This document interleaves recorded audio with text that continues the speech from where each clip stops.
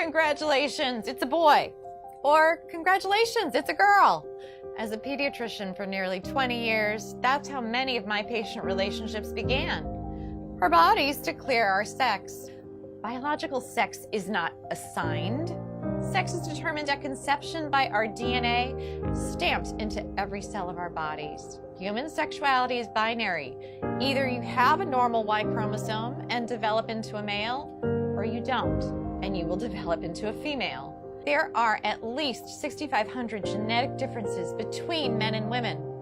Hormones and surgery cannot and do not change this. Look, an identity is not biological, it is psychological. Identity has to do with thinking and feeling. Thoughts and feelings are not biologically hardwired.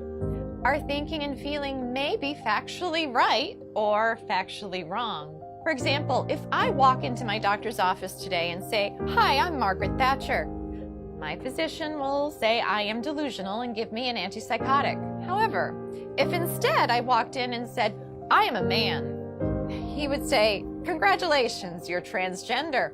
If I were to say, "Doctor, I am suicidal. I'm an amputee trapped in a normal body. Please surgically remove my leg," I'll be diagnosed with body identity integrity disorder. But if I walk up to that same doctor and say, "I'm a man, sign me up for a double mastectomy," my physician will. See, according to most mainstream medical organizations, if you want to cut off a healthy arm or a healthy leg, you're mentally ill. But if you want to cut off healthy breasts or a penis, you're transgender. Let's be clear, no one is born transgender. If gender identity were hardwired in the brain before birth, identical twins would have the same gender identity 100% of the time. They don't. I had one little boy, a patient we'll call Andy. Between the ages of 3 and 5, he increasingly played with girls and stereotypical girl toys and started saying he was a girl. I referred the parents and Andy to a therapist. Sometimes mental illness of a parent or abuse of the child are factors. But more commonly, the child has misperceived family dynamics and internalized a false belief. In the middle of one session, Andy put down the toy truck and held on to the Barbie and said, "Mommy and Daddy, you don't love me when I'm a boy." What the therapist learned is that when Andy was 3, his sister with special needs was born. She required significantly more of his parents' care and attention. Andy misperceived this as, "Mommy and Daddy love girls. If I want them to love me again, I have to be a girl."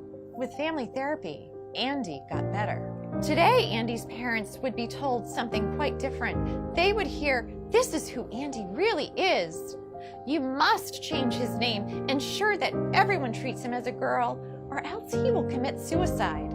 As Andy would approach puberty, the experts would put him on puberty blockers so that he could continue to impersonate a girl. Experts assure us it doesn't matter that we've never tested puberty blockers in biologically normal children. It doesn't matter that when blockers are used to treat prostate cancer in men and gynecologic problems in women, that they cause problems with memory. We don't need testing. No, we need to arrest his physical development now, or he'll commit suicide. But this is not true. Instead, when supported in their biological sex through natural puberty, the vast majority of gender-confused children get better. Yet, we are chemically castrating gender-confused children with puberty blockers. Then, we permanently sterilize many of them by adding cross-sex hormones. Cross-sex hormones are estrogen and testosterone. Those put young children at risk for heart disease, strokes, diabetes, cancers, and even the very emotional problems the experts claim to be preventing. P.S.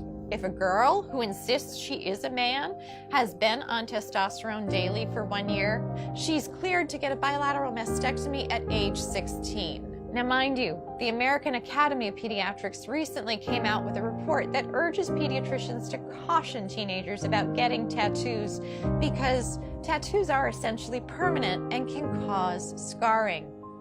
But this same AAP is 110% in support of 16-year-old girls getting a double mastectomy, even without parental consent, so long as the girl insists that she is a man and has been taking testosterone daily, for 1 year.